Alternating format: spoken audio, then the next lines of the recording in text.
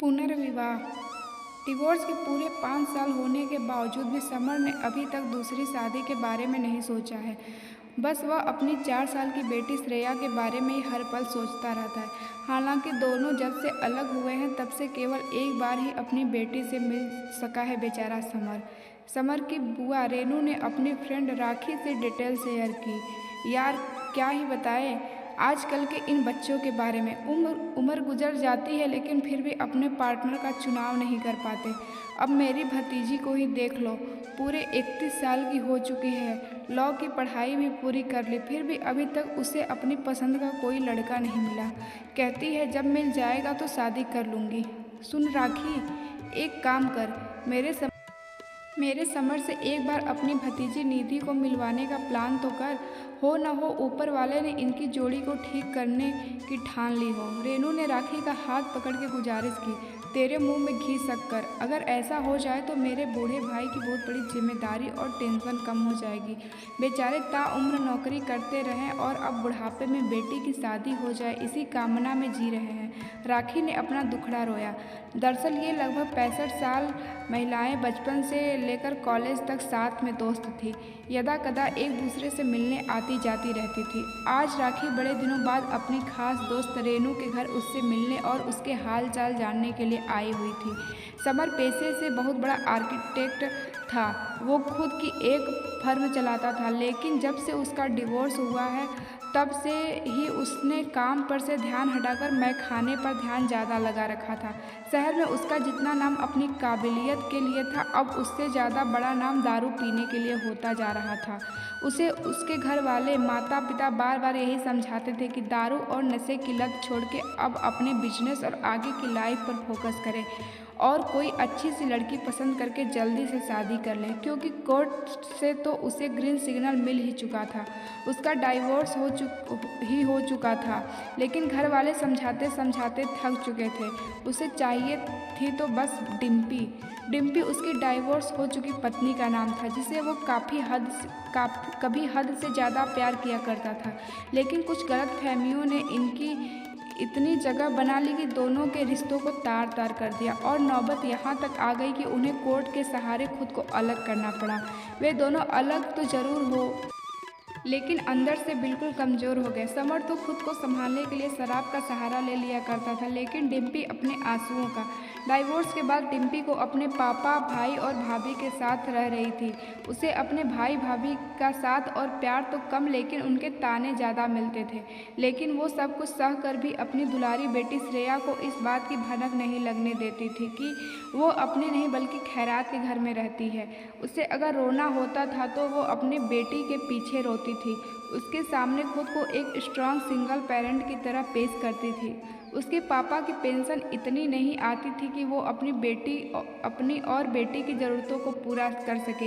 इसलिए अब डिम्पी को लगने लगा था कि श्रेया भी पढ़ेगी, उसके लिए भी पैसों की ज़रूरत होगी। हालांकि समर उसे हर महीने भत्ते के रूप में 10,000 रुपये देता था, लेकिन उससे भी गुजारा आसान नहीं था। उसने नौकरी करने का फैसला किया। एक दिन उसके पापा ने डिम्पी को बुला के कहा, डिम्पी बेटा, ज़िंदगी बहुत बड़ी होती है और ये भगवान द्वारा दी हुई एक अनमोल चीज़ होती है। इसे काटना नहीं, जीना चाहिए। इसलिए हमारी मानो तो एक बार फिर से अपना घर बसाने के बारे में सोचो, ताकि आपकी ज़िंदगी बन जाए।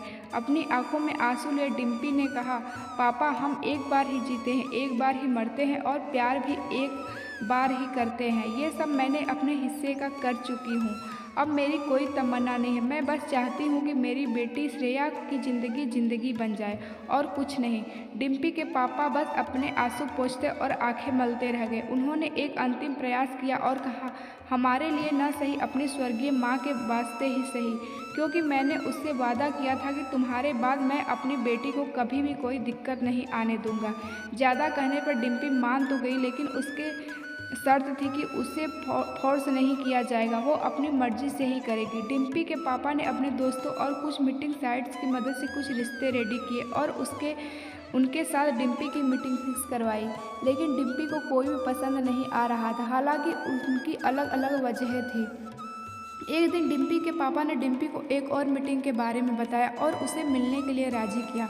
डिम्पी को जहां मिलने जाना था ये डिम्पी की फेवरेट जगहों में से एक थी। उसे ज़्यादातर अपने दोस्तों या फिर अकेले में क्वालिटी टाइम के लिए आउटडोर खुले में जाना पसंद हुआ करता था। बताई हुई जगह यानी मरीन ड्राइव पर पहुंचकर चित परिचित अंदाज में डिम्पी उस इंसान का इंतजार कर रही थी। फिर वो बार बार अपनी घड़ी में देख रही थी। फिर उसने अपने पीछे मुड़कर देखा कि जिस पत्थर से टिक कर वो खड़ी थी उसी के पीछे वाले सीट पर बैठा इंसान उसका इंतजार कर रहा था। जैसे ही दोनों की नज़रें टकराई, आंसू निकल गए और डिम्पी बिना कुछ कहे वहाँ से जाने लगी। डिम्पी, आज तुम्हारी मीटिंग मुझसे ही है, क्या तुम 10 मिनट बात कर सकती हो? जाती हो डिम्पी के कानों में आवाज़ गूंजी तो उसने पीछे मुड़कर फिर से देखा, कहीं मेरी आंखें धोखा तो नहीं खा रही। वो स्तब्ध खड़ी रह गई। उसे अपनी आंखों पर भरोसा नहीं हो रहा था। उसकी टांगें जवाब दे रही थी। उसे अपना भार पृथ्वी के भार के बराबर लग रहा था। बस उसके मुंह से एक ही आवाज़ निकली, समर तुम। अब समर चलकर उसके पास आ चुका था। उसे अपनी बाहों में भर तो लेना चाह रहा था, लेकिन अभी वो न तो उसकी पत्नी थी और न ही मासूका। उसने आगे की हुई अपनी बाहें वापस कर ली और डिम्पी को वापस उसी जगह को बैठने को कहा। कुछ पल सोचने के बाद डिम्पी मान गई और 10 मिनट की बातचीत के लिए राजी हो गई। जब से तुमसे दूरी बनी है मेरी ज़िंदगी ही बदल गई है। मुझे अब ज़िंदगी नहीं बस बोझ लगने लगी है। मुझे हर शाम को तुम्हारे हाथों की हेड मसाज याद आती है। समर और भी बहुत कुछ कहना चाहता था, लेकिन डिम्पी ने उसे रोक दिया। हमारे पास केवल 10 मिनट हैं। मैं चाहती हूँ इसमें रोने धोने से अच्छा कुछ और बातें की जाए। समर चुप हो गया। डिम्पी घर के बाकी मेंबर्स के बारे में पूछती रही। समर ने श्रेया से मिलने की इच्छा जताई तो डिम्पी ने थोड़ा नरम लहजे में कह दिया, कभी टाइम निकालकर उससे मिलवाने के लिए लाएगी। डिम्पी की बात सुनकर समर को बहुत खुशी हुई। कम से कम इस बहाने डिम्पी फिर से उसे मिलने तो आएगी ही। जाते जाते डिम्पी ने समर से पूछा, आपने अभी तक दूसरी शादी क्यों नहीं की? समर खामोश खड़ा रहा, फिर कुछ सोचने के बाद बोला, क्या हम फिर से शादी कर सकते हैं? डिम्पी वहाँ से जाने लगी और जाते जाते बोली, मैंने कभी इसके बारे में नहीं सोचा। एक बार सोच के जरूर देखना, शायद इरादा बदल जाए। समर ने कहा। घर पहुँचते डिम्पी ने पापा से पूछा, पापा क्या आपको पता था कि वो लड़का कौन था जो मुझसे मिलने वाला था? अपना चश्मा उतारते हुए पापा ने जवाब दिया, हाँ मुझे पता था, वो समर था।